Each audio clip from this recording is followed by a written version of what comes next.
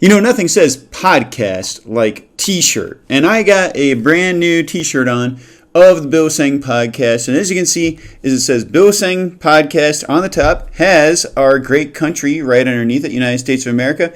And then beneath, what it has is it says God, Family, Country. And so this is available at williamhsang.com for anybody that be interested in purchasing it. Please do so to support this program so we can continue doing quality programs on the Bill Sang Podcast, and we would love to have your support as well. Today we're talking about, in my opinion, a really fun topic because I like to challenge the norms from time to time and really get people to think about things. And I know that sometimes view these sorts of topics as controversial. This one, probably less so. This is probably one you might not have put a whole lot of thought into, except for maybe not consciously, but maybe subconsciously you have. And we're going to be talking about the Bible today. But the first thing I want to talk about, so we've talked, not necessarily myself, but you've probably thought about what your favorite book in the Bible is. And I would say mine's probably the Gospel of John. Genesis is definitely up there.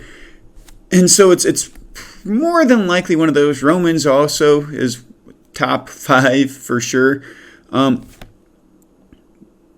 Something you probably don't think a whole lot about. You probably think it's heretical or blasphemous to go down these lines. What is your least favorite book in the Bible? Your least favorite book in the Bible. Can you even admit that? Can you even confess that?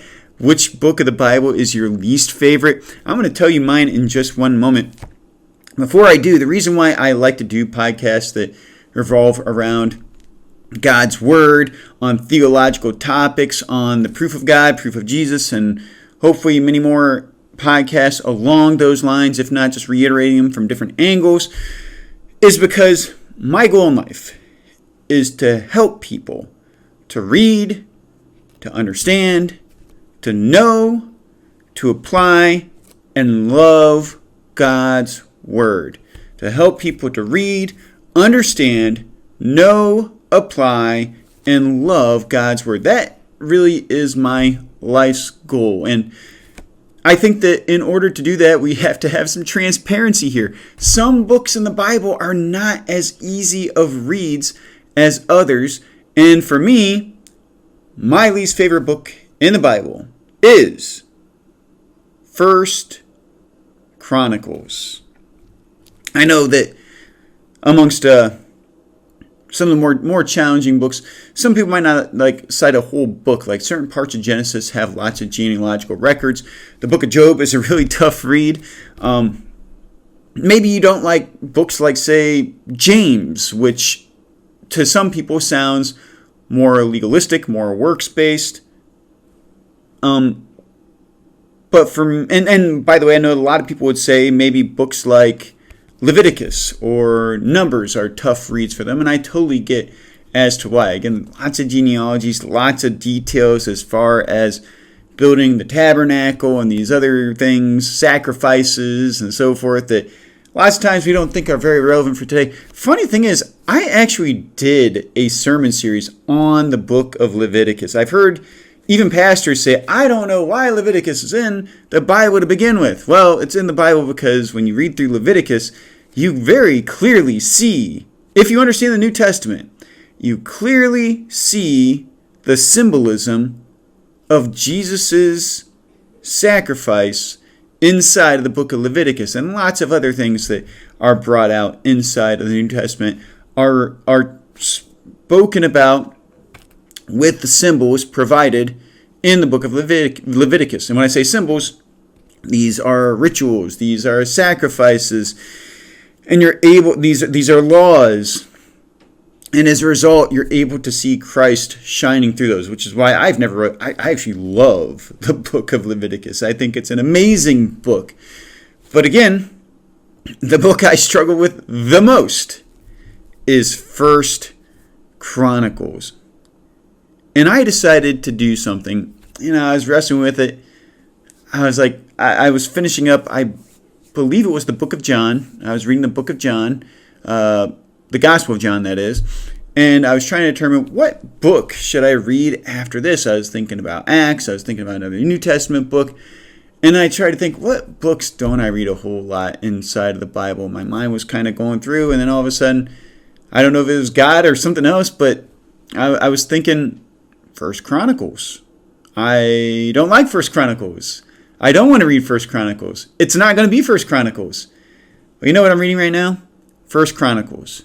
And what was my hesitation in reading First Chronicles? Well, if you're familiar with First Chronicles, it is about 10 chapters. The first 10 chapters, at least, are genealogy. Okay? And so you start literally with Adam, and then you trace his lineage all through the ages, all the way up to the point that it picks up with in the historical part of First Chronicles. Of course, the genealogy is history as well, but that's a lot of begats inside of First Chronicles' first 10 chapters. Well, I decided to gut it up and dive into it, and something incredible happened.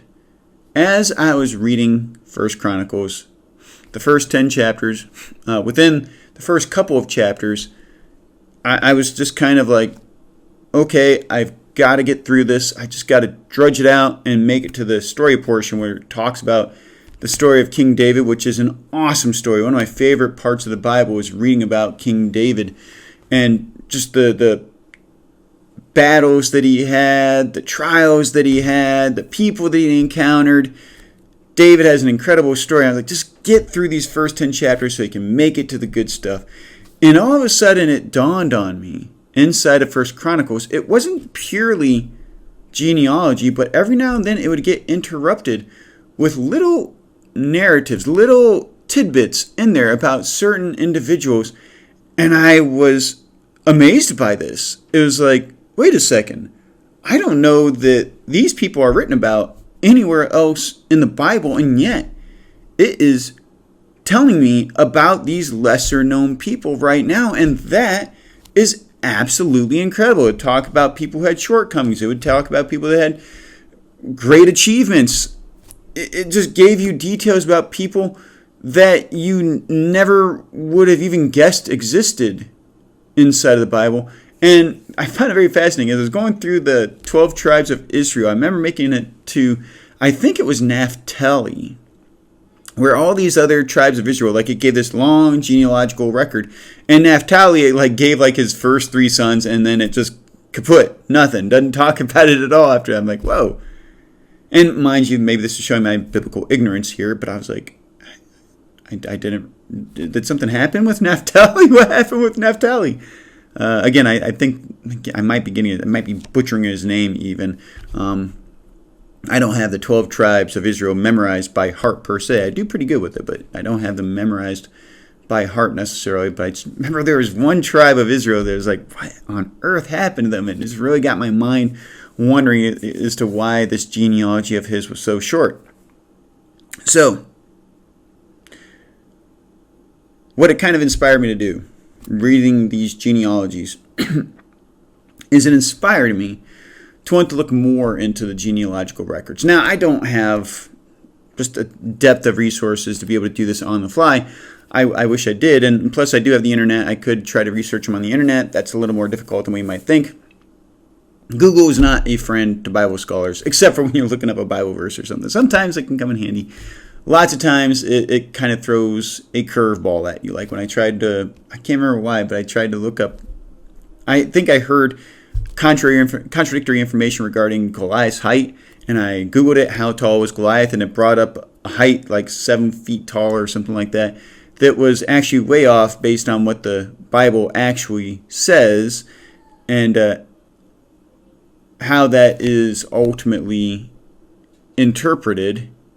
And after that, I was like, my goodness, it is really hard to trust a Google search on... It's very hard to trust a Google search regarding different biblical facts and information because it tries to skew them quite a bit. It makes it sound like the Bible is less true than what it really is. And it's very frustrating because they really do a lot of twisting in there in order to make that happen. And actually had me convinced for a while that, oh wow, Goliath really wasn't 10 feet tall. He was really like 6'8" or 7 feet tall or something like that. And that was very frustrating. But what has really inspired me to do is to start searching the genealogical records, and it made me pick up a book that actually I love. It's been a long time since I read it. I normally don't read books more than once, but this one I have made an exception to. I started reading again. It's called After the Flood. After the Flood, and I believe the author, yes, is Bill Cooper, and it is an excellent book for anybody that wants to study the genealogical records inside the Bible and what they've done in After the Flood. So they start with the premise that the flood in the book of Genesis really happened, okay? Not all Bible scholars do. Some of them reduce it to a local flood. Some of them say that it was just legendary or mythological or whatever. So he starts with the idea that the genealogical records are true inside of the book of Genesis. And so he approaches the booklet as from that angle. And what he has actually done is he's actually found genealogical records that correspond with the records inside of the Bible. And he said that, I can't remember what ratio he said he'd be happy with to begin with. I think he said if you could find 10% of the records inside the Bible, find collaborative information records that confirm the existence of just 10% of people inside the biblical record, that he'd be happy, particularly inside the Table of Nations. I believe that is Genesis 10. I think Genesis 10.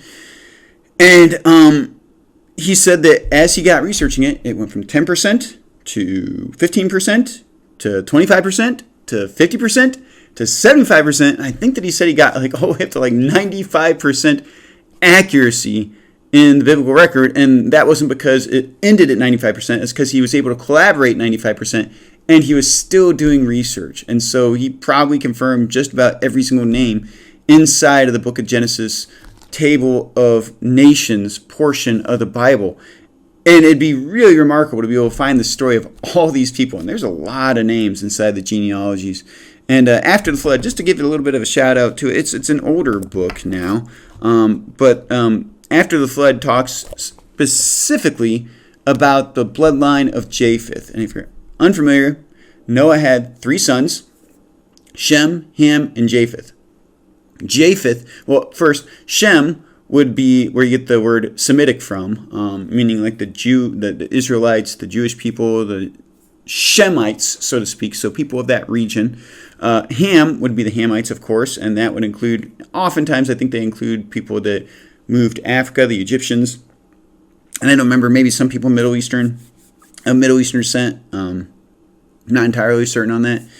But then Japheth is oftentimes credited for being the father of the European nations. And so what they do is they trace Japheth's bloodline throughout history, and through actual historical records, through legends, through stories, and they very accurately trace the biblical record through the line of Japheth. And it is an absolutely incredible book. It does talk about the biblical perspective on dinosaurs, talks about a biblical perspective on history. It even does some apologetical work in terms of the existence of God. So it is very, very remarkable. I highly recommend it. One of the first books that I read when I started studying the creation and evolution debate. In fact, I didn't fully even understand it at that point, because I still thought that creationism and intelligent design were the same things. They are not. Somebody who believes in intelligent design can be a creationist, but a person who is a creationist is not necessarily, I don't know, I'm probably getting this wrong exactly, but creationism is very specific. Intelligent design is more broad. So After the Flood, excellent book. Check it out. It's by Bill Cooper. You can probably find it on Amazon.com, I'm guessing. If not, and then you can probably find it somewhere. Just type in Bill Cooper and After the Flood on a Google search and see what comes up. Hopefully they give you better results than if you were to type in the historical reality of Jesus Christ in a Google search. Hopefully it gives you real results for this one. So one of the reasons why books like this, why books like I don't think that First Chronicles is my least favorite book in the Bible anymore. Reason why books like First Chronicles are important to me is because it boils down to a biblical worldview, what that means. And a biblical worldview finds its foundations through the lens that the Bible is correct on any given issue. Now, yes, again, it's limited by technology, it's limited by historic context, because our context is far removed from the biblical context, but it still is predicated on the idea that any situation that I face today can be resolved, and I can find God's way to approach any given situation through the Word of God, because God's Word is good for all situations. And so even though it might not have the exact same situation, it has situations that are contextually similar to the ones that we exist in today. And so we can draw wisdom from God's Word. And as a result of that you can become well-grounded, well-rooted in faith, and you can have a strong and firm grasp on what the Bible is actually telling us. Now, this past week at church, I happened to reference Jeremiah Wright. He was Barack Obama's pastor at Trinity United Church of Christ, I believe it was, in Chicago, Illinois. And he interprets the Bible through a lens of theology known as liberation theology. It is a liberal strain of theology. And what I tell people is anytime that a strain of theology is interpretive, then it's wrong. It's a liberal strain of theology, and we ought to reject it because it's approaching it from, it's making it seem as though that, well, I'm a white person, so I'm going to approach it from this perspective. You're a black person, so you're going to approach it from this perspective. You're a woman, so you're going to approach it from this perspective. You are a Jew, so you're going to approach it from this perspective. And you have all these different perspectives. That's not to say that who we are doesn't affect how we read what the Bible or any given thing has to say.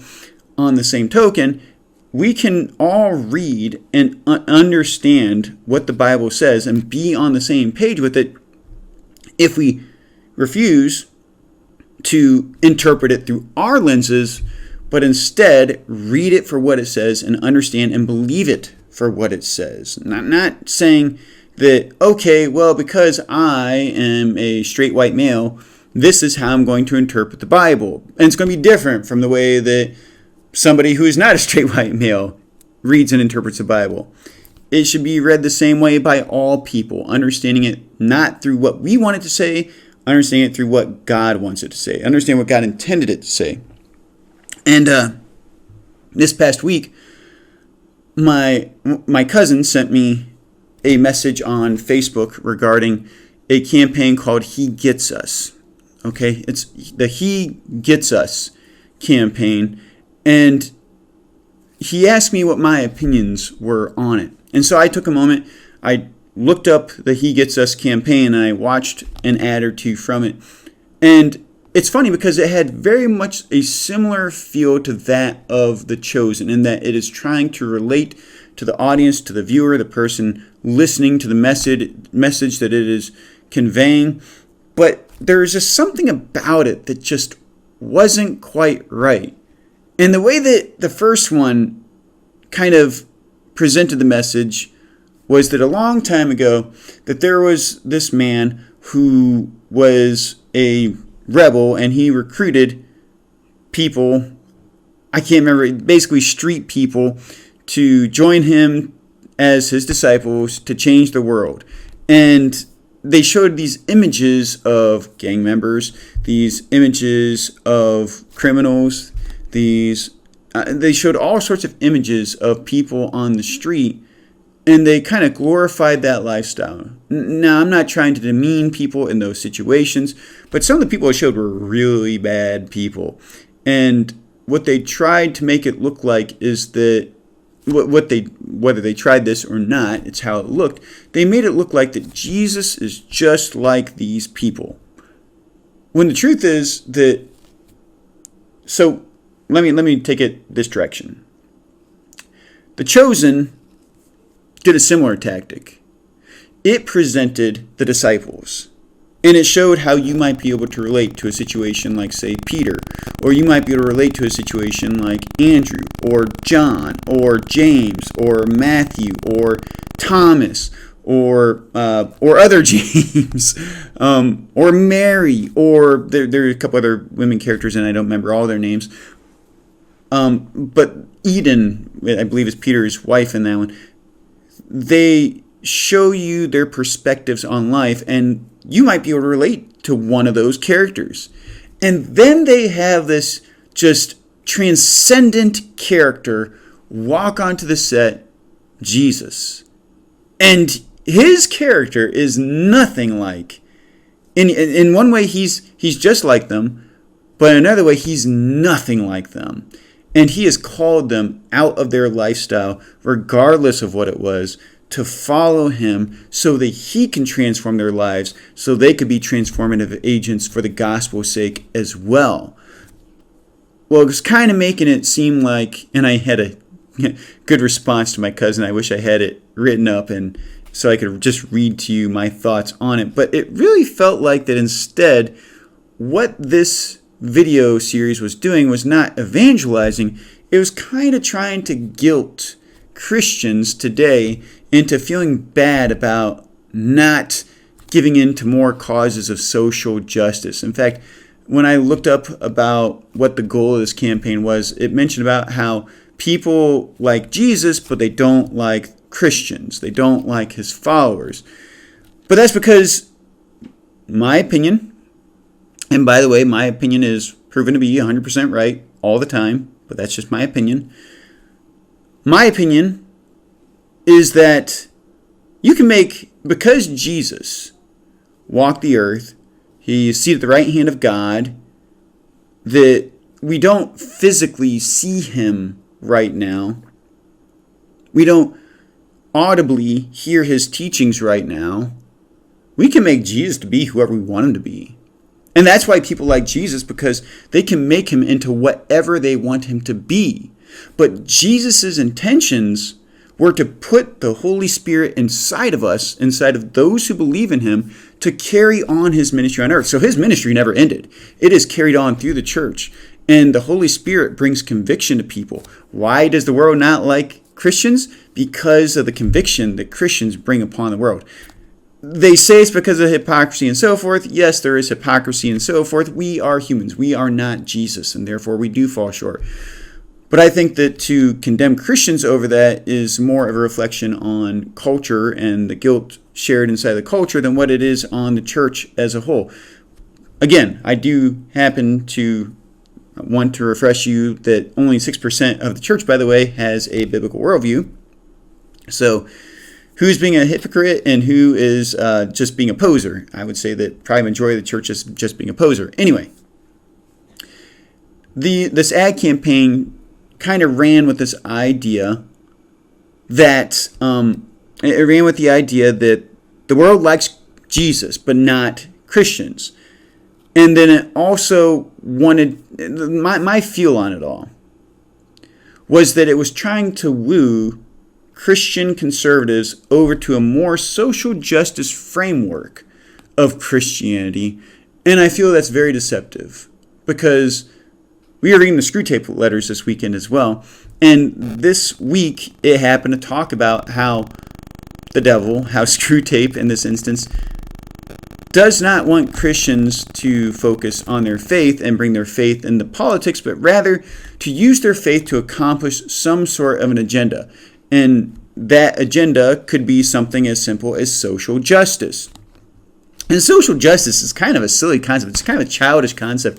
The fact that everybody would be equally accepted across, our an entire society, that's a wonderful idea, a wonderful thought. But to say that we need to lift up people that don't make as much money so they can make as much money as people that do make more money, and bring down the people who make more money so they can be on equal level as everybody else, it's not real justice per se. And that's a much deeper conversation. I hope I didn't make that sound the wrong way. Regardless, it's a very childish concept that's based on envy. It's based on greed. It's based on class warfare. And that brings me to another point that C.S. Lewis made in this regard, that it's actually Marxist. It's getting the upper class to fight against the lower class to fight against the upper class. So there's this constant tension throughout our culture. And so the He Gets Us campaign, I caution people on that. I've not 100% made up my mind as far as what I think about it. I resonated with some of the sentiments that it did have, but on the same token, it seemed like something wasn't quite right, that there was something that they were leaving out of the whole campaign, and it bothered me. And it really seemed like they was really trying to confuse and deceive Christians, and to build up and to puff up those who are not believers, to say that, yeah, you Christians need to change to be more like us. And it's very disturbing, because that's not what Jesus wants us to do. He does not want us to be like the world. He wants us to be as his followers, and thus holy and different from the people that are around us. So please continue to support this program, the Bill Saying Podcast. I appreciate you being able to join me for today's episode. Remember, go to the WilliamHSang.com and buy a Bill Saying Podcast shirt. Like, share, and subscribe to this episode, and to the Saying Network on Rumble, and to William Saying on YouTube. Check us out on Buzzsprout, and also iHeartRadio, Apple Podcasts, Spotify, and all the different platforms you can listen to podcasts on. In fact, podcasts are a great way. The audio version is a great way to listen to this, because you don't use as much data. So I highly encourage you to listen to us on those platforms as an alternative to watching us video-wise. I absolutely love listening to stuff as I'm just going about without taking up a whole lot of data, just listening. So again, this is the Bill Saying Podcast. My name is Bill Saying. Please don't forget to like, share, and subscribe.